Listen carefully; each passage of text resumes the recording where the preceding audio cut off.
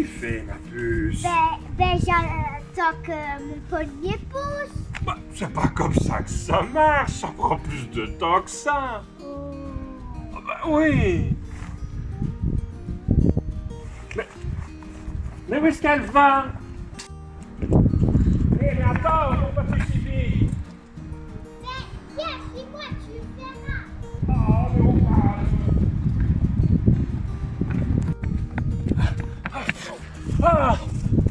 Mais bon sang, mais qu'est-ce que tu fais? Pourquoi tu m'as emmené ici? Mon pommier vient d'être planté. C'est pour ça qu'il ne vient pas pousser. Mais je me souviens, il y a longtemps, dans la vidéo de Zouzou Estelle, le semeur il jetait ses graines. Alors j'attends que ça pousse. Ouais, mais non, mais Aubin, je t'ai déjà expliqué que ça ne fonctionne pas comme ça. Enfin. Et puis, de toute façon, c'est pas la bonne saison en plus.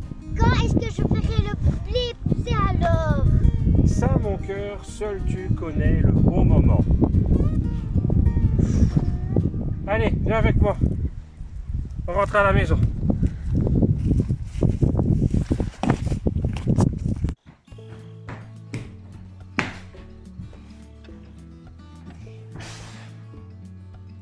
Oula, ça a pas l'air d'aller très fort, toi. Non, j'ai planté mon pommier et il ne pousse pas. Et papa m'a dit que ça prenait du temps. Seul Dieu connaît le moment. Oula, ben oui, effectivement.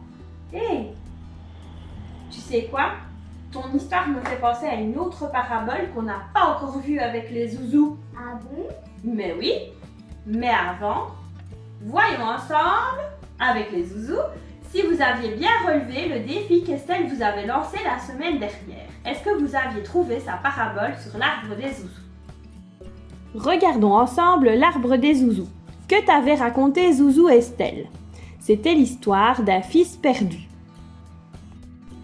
Alors, tu l'avais trouvé? Dis donc, ton arbre commence à bien se colorer. Découvrons vite ensemble une autre parabole. Comme je te le disais tout à l'heure, nous allons voir ensemble une nouvelle parabole, la parabole des graines qui poussent. Mais maman, t'es sûre de toi? Zouzou Estelle l'a déjà raconté. Oh non, tu te trompes. Zouzou Estelle nous a raconté l'histoire du semeur. Jésus utilisait des objets, des choses de la vie de tous les jours pour nous raconter ces paraboles. Eh bien, il a utilisé souvent l'exemple des graines. Il n'a pas utilisé qu'une seule fois, mais il l'a utilisé plusieurs fois pour nous apprendre des choses différentes. C'est encore une histoire de graines aujourd'hui, mais elle veut nous apprendre de nouvelles choses. Mais pour la retrouver, cette parabole, il va falloir prendre la Bible et... Le numéro de téléphone des dieux. Exactement. Alors, le numéro de téléphone de Dieu d'aujourd'hui est le 02 41 04 26. Alors, au bac. Le 02 pour la deuxième partie de la Bible, le Nouveau Testament. Alors, on va prendre la Bible et tu as l'habitude maintenant, on prend la deuxième partie de la Bible au Nouveau Testament. Ensuite, 41 pour le 40e livre de la Bible, c'est celui de Marc. exactement. 4 pour le verset 4. Non. 4, c'est pour le chapitre 4. Ce sont les gros chiffres de ta Bible. Et ensuite, 26 pour le verset 26. exactement, ce sont les petits chiffres de ta Bible. Donc, tu dois ouvrir ta Bible dans Marc, au chapitre 4 et au verset 26. Mais je vais te la raconter d'une manière un peu différente. Écoute. Il était une fois un fermier qui semait dans son champ. Il plante ses graines. Ensuite, cet homme va se coucher. Il continue de dormir pendant la nuit. Il ne se tracasse pas de ce qu'il a semé. Chaque matin, il se lève et il fait tout ce qu'il a à faire sans se soucier de ce qu'il a semé. Il fait confiance à Dieu. Pendant ce temps, les graines poussent et grandissent. Les graines grandissent de plus en plus, mais l'homme ne sait pas comment.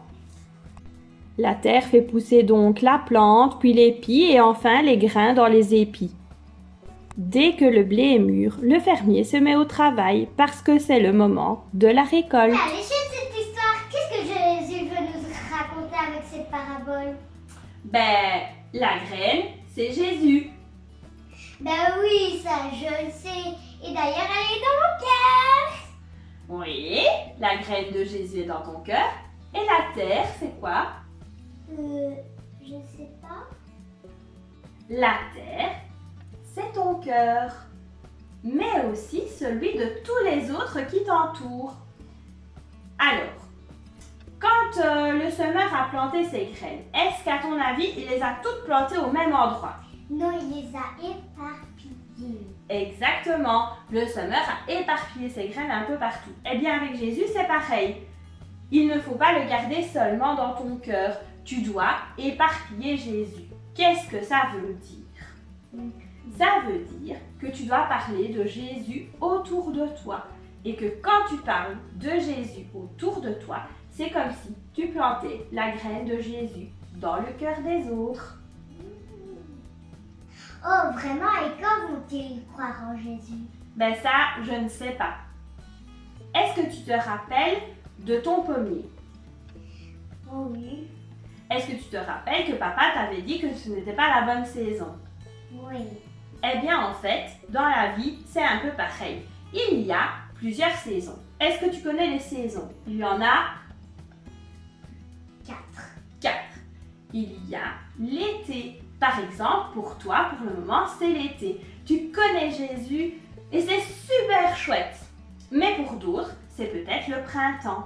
Au printemps, on vient seulement de découvrir Jésus. C'est comme si on avait seulement découvert Jésus au printemps. Et qu'est-ce qui se passe? On ne voit pas encore les fruits. Donc, il faut se laisser encore un peu de temps. Un peu comme le pommier attend ses fruits. Eh bien, c'est pareil, on vient de découvrir Jésus. Il faut encore se laisser un peu de temps pour mieux l'apprendre. Il y a encore d'autres saisons. Je t'ai parlé du printemps, de l'été, il y a aussi l'automne. L'automne, c'est un peu comme les gens qui connaissent déjà Jésus, mais qui l'ont un peu oublié. L'automne, c'est après les pommes sur le pommier. Les pommes sont tombées, les feuilles sont tombées. On a un peu oublié Jésus, mais avec le temps, si on est patient, ça reviendra, les fruits reviendront sur le pommier. Eh bien, c'est pareil, il faut continuer de prendre soin de ces personnes-là, continuer de leur parler de Jésus et avoir de la patience et un jour, leurs fruits reviendront. Jésus reviendra dans leur cœur. Pour d'autres, par contre, c'est l'hiver. Et en hiver, qu'est-ce qui se passe pour ton pommier? Rien du tout. Il ne se passe rien, on ne voit rien. Eh bien ça, c'est un peu comme les gens qui n'ont pas Jésus dans leur cœur ou qui l'ont vraiment, vraiment oublié. Quand tu parles de Jésus à ton ami, personne ne sait exactement le moment où il va comprendre qui est Jésus. Seul Dieu connaît le moment. Oh, c'est dommage, je voudrais que ça aille plus vite. Oui, je comprends, mais l'important, c'est de semer et de faire confiance à Dieu. Si tu plantes une graine, tu dois attendre. Ben oui. Si tu ne plantes pas de graine et que tu attends que ça pousse, c'est idiot. Ben oui. Ben oui, c'est idiot. Si on attend que la graine pousse alors qu'on ne l'a même pas plantée, elle ne poussera jamais. Eh bien, si on ne plante pas Jésus dans le cœur des autres et qu'on attend qu'ils croient en lui, ben c'est idiot aussi. Ils ne vont jamais découvrir qui est Jésus si on ne parle pas de Jésus autour de nous. Si tu ne parles pas de Jésus à ton ami, jamais il ne découvrira qui est Jésus. En fait, Dieu connaît le moment. Ce temps peut être plus ou moins long. Il y a des personnes qui apprennent à connaître Jésus quand elles sont encore toutes petites et d'autres quand elles sont déjà très vieilles, à la fin de leur vie parfois. Je vais te montrer un exemple que tu comprendras mieux. Mes parents ont semé la graine de Jésus dans mon cœur quand j'étais toute petite. Vraiment plus petite que toi. Et pourtant, avec le temps, j'étais un peu comme en automne. Je l'avais un peu oublié. Et avec le temps, il m'a fallu beaucoup de temps. Il m'a fallu 15 ans pour comprendre qui était vraiment Jésus et pour avoir envie de découvrir cet ami merveilleux et de le garder dans mon cœur pour toute ma vie. Il m'a fallu 15 ans pour faire pousser la graine de Jésus dans mon cœur. Oh, je comprendrai mieux maintenant. Mais en attendant, qu'est-ce que je pourrais faire? Tu pourrais par exemple prier. Prier pour que Dieu t'aide à trouver les bons mots lorsque tu parles à tes amis. Et aussi pour qu'ils fassent pousser la graine de Jésus dans leur cœur. C'est une bonne idée. Si tu veux, je peux t'aider. Je peux faire une prière que tu peux répéter après moi. Et que toi aussi, petit Zouzou, tu peux répéter après moi. Tu es prêt? Oui. Fermons les yeux. Seigneur, Seigneur, j'aimerais que tout le monde te connaisse j'aimerais que tout le monde te connaisse comme moi je te connais. comme moi je te connais. Aide-moi à trouver les bons mots Aide-moi à trouver les bons mots quand je parle de toi à mes amis. quand je parle de toi à mes amis. Et fais pousser la graine de Jésus Et fais pousser la graine de Jésus dans leur cœur. dans leur cœur. Amen. Amen. Super, je suis vraiment fière de toi. Et de toi aussi, petit Zouzou. Alors, sans plus attendre, n'oublie pas de ressortir l'arbre des zouzous et de colorier la case de la parabole vue aujourd'hui. Estelle te donnera la solution la semaine prochaine. Et sans plus attendre, nous allons passer à l'atelier. On y va. Alors, l'atelier d'aujourd'hui consiste à faire des cartes à planter. Qu'est-ce que c'est que ça, une carte à planter? C'est une carte que tu vas offrir à la personne de ton choix et il va pouvoir retirer cette partie ici, l'enlever, la planter dans un pot et voir des fleurs pousser. Alors, sans plus attendre, Aubin va m'aider à présenter le matériel. Je mets ça de côté. Pour ça, il te faut 2 bols, Voilà, des bols. 2 petits moules, Non, ce sont des formes à biscuits. des formes à biscuits, des petites graines. Alors, il faut que les graines soient très petites, mais pas du cresson parce que ça pousse beaucoup trop vite. Essaye de trouver vraiment des petites graines. Il faut vraiment pas qu'elles soient très grosses. Une cuillère, Une cuillère. une boîte à poules, Alors, c'est pas une boîte à poules parce qu'on met pas les poules dedans. une boîte à poules. Une boîte à œufs. Alors, on peut remplacer par des rouleaux de papier toilette ou du papier journal. Ça prendra un peu plus de temps, il t'en faudra un peu plus. Mais une boîte de 6 œufs, c'est parfait. De la colle, Exactement. un mixeur, Alors, il faut un mixeur plongeur. C'est celui-là, celui que ta maman utilise pour faire de la soupe. Alors, ensuite, du papier bleu, non, pas forcément bleu, une feuille de couleur. oui, Ah. des papiers Oui. cuisson, Il faut des feuilles de papier cuisson. Ici, j'en ai 2. Oui. une plaque de four, Alors, une plaque, une planche, ce que tu as chez toi, mais voilà, quelque chose pour mettre les cartes une fois qu'elles doivent sécher. de la farine, De la farine, n'importe laquelle. un verre Un verre. et le dernier, de l'eau. Alors, et de l'eau. Alors, ce qu'on va faire, c'est qu'on se dégage tout ça et on commence étape par étape. Alors, d'abord, il va falloir commencer à faire de la colle maison, de la colle à la farine. Alors, pour ça, on va mettre 8 cuillères à soupe d'eau, 5, 6, 7 et 8. Là, j'en fais une quantité un peu plus grosse et alors comme ça, on peut l'utiliser pour bricoler après. Mais si tu veux, tu peux en faire un peu moins. Alors, ce que je fais, c'est que je fais chauffer l'eau dans mon micro-ondes. Hop. Faut que l'eau soit bien chaude. On va mettre 30 secondes. Voilà, ça va sonner. On fait attention que le bol ne soit pas trop chaud. Et ce qu'on va faire, c'est qu'on va venir mettre 2 petites cuillères de farine. Alors, et on va mélanger. Je vais essayer qu'il n'y ait pas trop de grumeaux. Hop. Voilà. Alors si on veut, on peut même mélanger avec l'autre côté de la cuillère.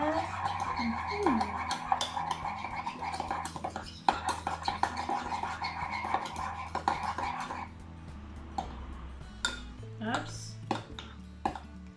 Alors ça commence à faire de la colle. Alors quand on a fait ça, en fait ça dépend un peu des farines, ça dépend.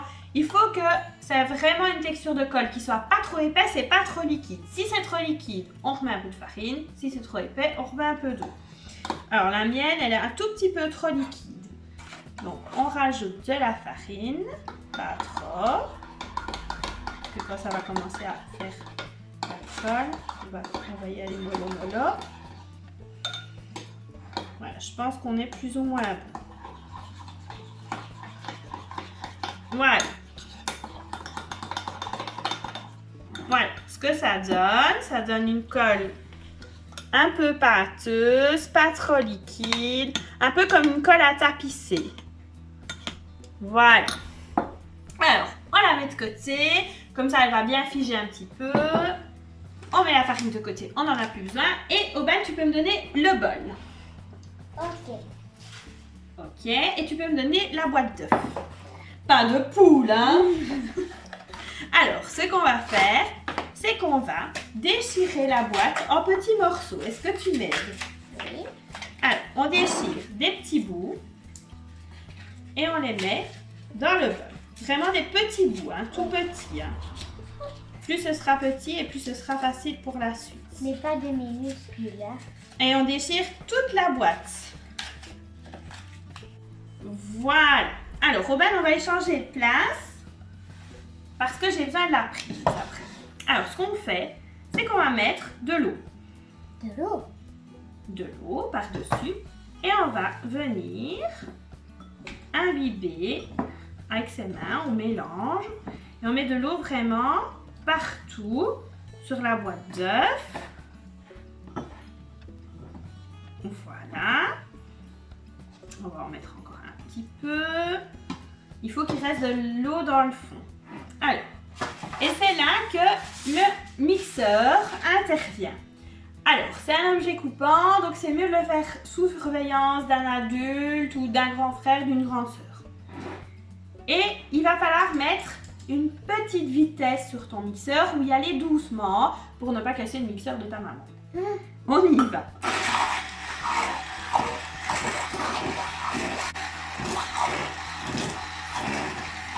Alors, de temps en temps, on arrête, on remélange pour remixer un petit peu les bouts qui n'ont pas été mixés.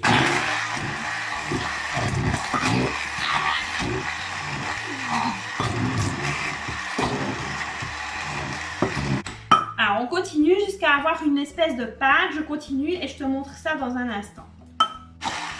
Voilà, je pense que c'est bon comme ça. Alors, quand c'est bien mixé, tu rajoutes une cuillère de ta colle maison. Tu mélanges avec les doigts. Voilà, pour qu'il y en ait un peu partout. Tu peux redonner un coup de mixeur si vraiment il y a besoin, mais voilà. Ce qu'on va faire, c'est qu'on va prendre la pâte et on va mettre du papier cuisson dessus. Ensuite, on va prendre les formes. Alors, on peut choisir ce qu'on veut. Moi, j'ai pris des petites fleurs et des roses. Et ensuite, on va prendre un peu de pâte. On va la presser pour enlever l'eau. Il faut enlever l'eau, hein. Si on ne fait pas ça, on va avoir des petites surprises après, mais je vous expliquerai. Alors, il ne faut pas enlever trop d'eau non plus, parce qu'il faut pouvoir l'étaler après. Donc, presser un petit peu pour enlever un peu d'eau quand même. Voilà, encore un petit peu là. La forme n'est pas remplie. Alors, voilà. Quand la forme est remplie, on prend les petites graines. Alors moi j'ai choisi un mélange de fleurs. mais on peut choisir ce qu'on veut. Hein. Mais pas le cresson, ça pousse trop vite. Et on vient en mettre un petit peu au milieu de la forme, voilà. Et après, avec son doigt, on vient un petit peu pousser pour que tout soit bien au centre et on enlève la forme. Alors, on recommence, par exemple avec une fleur, c'est pareil. Donc, on pousse un peu avec ses doigts pour enlever l'eau qu'il y a en trop. Hop. On vient dans tous les petits coins. Alors, quand c'est une forme un peu plus complexe comme ça, ben, il faut s'appliquer un peu plus, quoi. Hein.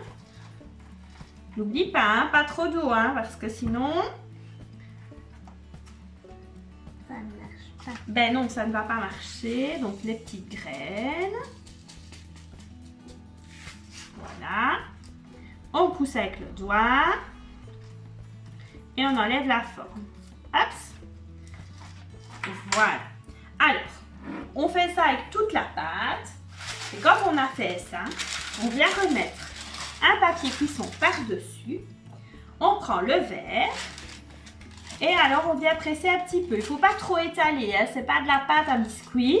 C'est juste pour que les petites graines soient bien enfoncées dans le papier. Voilà. On l'enlève. Et ce qu'on fait, c'est qu'on laisse sécher tout ça. Il va falloir plusieurs jours pour que ça soit complètement sec. On peut même mettre la plaque sur un radiateur ou près de son poêle à pellet. Ça marche encore mieux. Alors, pourquoi je t'ai dit qu'il fallait bien essorer? En fait, ce que tu vas obtenir, c'est des petits ronds de pâte toutes sèches, de papier recyclé en fait. Mais si c'est trop mouillé, regarde bien celui-ci, la différence, c'est ça, j'avais trop mouillé. Et si tu regardes bien, en fait les graines, elles ont commencé à pousser, à germer. Et donc tu n'auras pas le temps de l'offrir à quelqu'un. Donc ce qu'il faut, c'est des plantes qui ne poussent pas trop vite comme le cresson et il faut surtout bien essorer. Alors, quand c'est bien sec, donc tu as les petits ronds de pâte, les petites fleurs, etc. Et qu'est-ce qu'on en fait? Alors, ce qu'on peut faire, là, c'est à toi d'imaginer comment tu vas les offrir. Par exemple, moi, j'ai découpé une jolie fleur jaune dans du papier de couleur. Je l'ai collée au centre avec simplement de la colle comme ça. Et alors, j'ai rajouté 2 petites feuilles et j'ai écrit « Plante-moi ». Voilà. Et alors, qu'est-ce que j'ai écrit derrière? J'ai écrit « Jésus t'aime ». Ou alors, comme ici, j'avais fait en forme de fleur. J'ai collé sur une feuille de couleur pliée en 2. J'ai dessiné les tiges. Et à l'intérieur, j'ai mis « Quelqu'un t'aime encore plus que moi, Jésus ». Et j'ai mis « Plante-nous ». Voilà. Et quand tu l'offres, celui qui la reçoit décroche la partie à planter, la met dans un pot, rajoute 1 cm de terre, l'arrose et elle aura une jolie fleur. Et en plus, elle saura que Jésus l'aime. Voilà, j'espère que cette vidéo t'a plu, que cet atelier t'a plu aussi. On te fait plein de bisous. On te donne rendez-vous mercredi prochain avec Estelle pour une autre parabole. Au revoir les zouzous!